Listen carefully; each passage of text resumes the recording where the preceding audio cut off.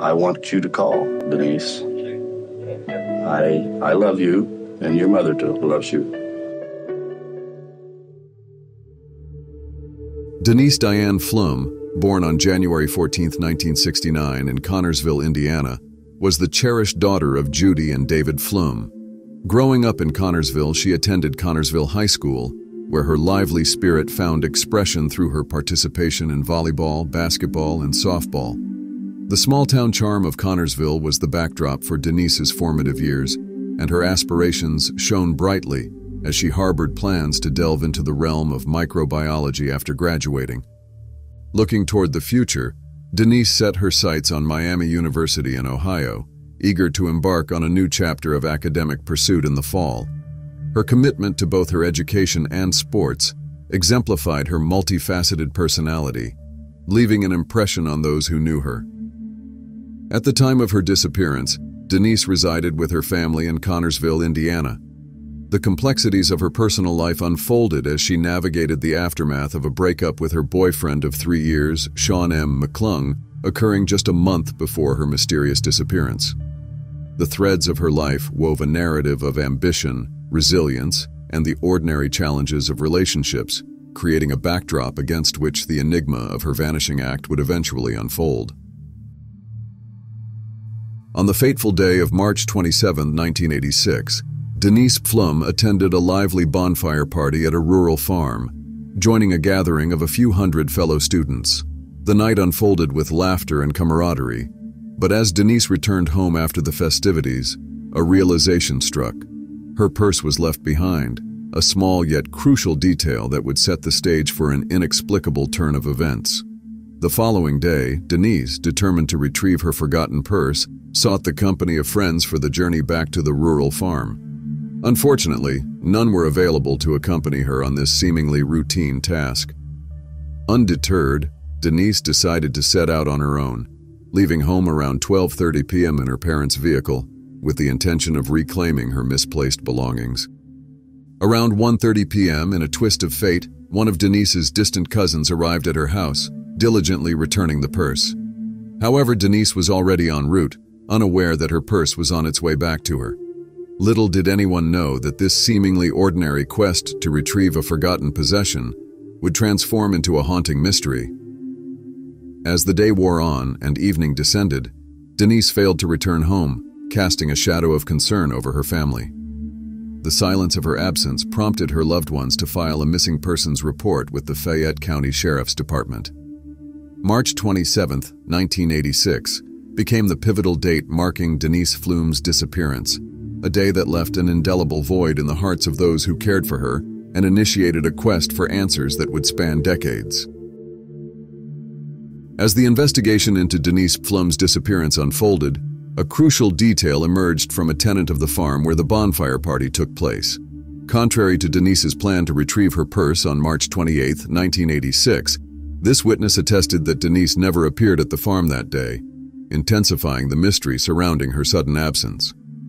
On March 29, 1986, a significant development occurred when Denise's vehicle, a cream-colored 1981 Buick Regal, was discovered abandoned alongside Tower Road.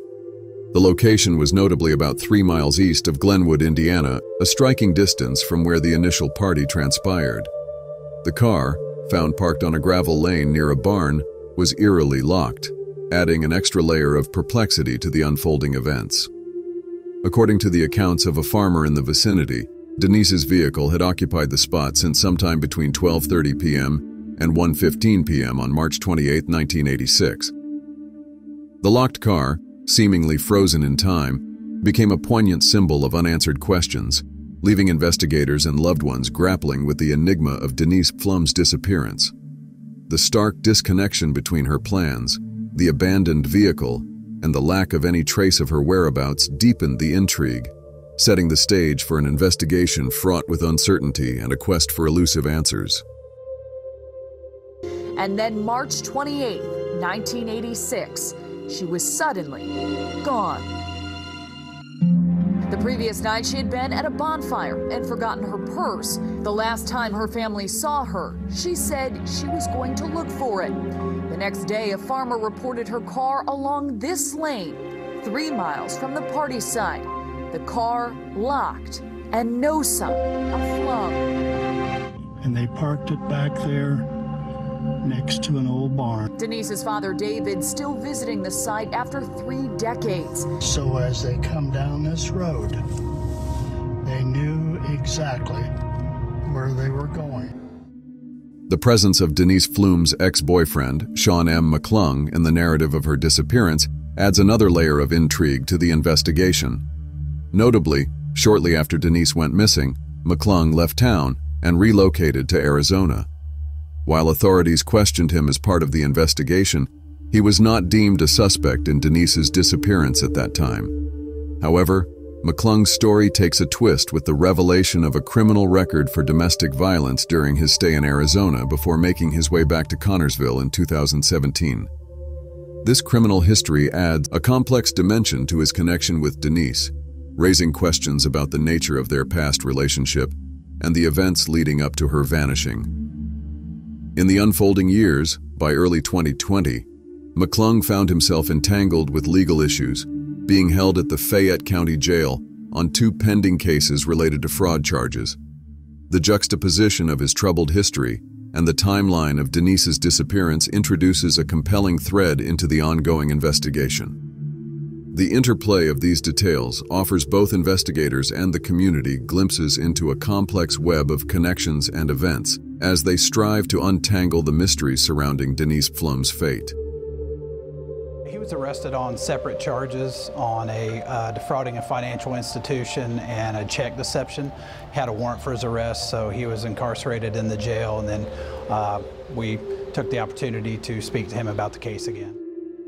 In a surprising turn of events, Sha M McClung found himself facing a manslaughter charge in connection with the death of Denise Pflum. While in custody, McClung entered an agreement with authorities, offering to disclose information about Denise's disappearance. In exchange for this information, he sought immunity from a murder charge and the dismissal of 2 unrelated fraud charges. During a 3-hour interview with the police, McClung confessed to killing Denise Pflum on the day she vanished. He recounted an argument that escalated after she picked him up, claiming that some of his friends assisted in disposing of her body. However, the unfolding drama took another twist on July 9, 2020, when McClung recanted his confession. Unable to provide authorities with the location of Denise's remains, he faced a charge of voluntary manslaughter in connection with her disappearance. Tragically, on September 26, 2020, at 56 years old, McClung passed away in police custody due to an undisclosed terminal disease. This occurred just 5 days after he informed his attorney that he had fabricated the confession in an attempt to secure his release. The abrupt end to McClung's life added a somber chapter to the complex saga surrounding Denise Pflum's disappearance, leaving unanswered questions and an elusive quest for closure. I'd like to get out of hell. Okay. I really would. Okay. I mean, really. Yeah. I don't know what's expected of me is, all I do, and I don't. No games, no lies. I'm here now, and no games on my end either, man. We just want to know what happened, and we just want to find her and take care of this. So what happened that morning? Told me that she had came to pick him up that day. They had taken a ride. They ended up at the 3 Mile Bridge, which is a location south of the sheriff's department here, next to the river, the Whitewater River, and that they had been talking about some things. Sorry, are you good? It's always tough, man. I'm trying to just put this shit back together. But I've done so hard to just bury, and now I'm gonna bring it back out. I'm starting to see her face again. I hadn't had to for a long time. Right. I was sitting there talking, and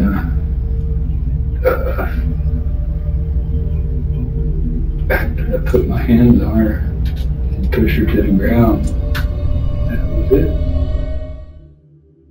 The police strongly believe that something wrong happened to Denise Pflum, and they think she was murdered.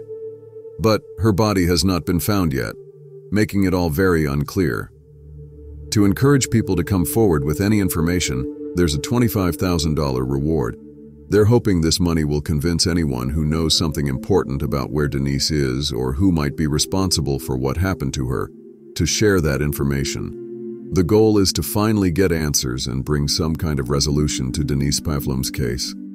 The family and the community are counting on people to step forward and help solve this mystery. This is my favorite picture of her, and it's just a crowd picture.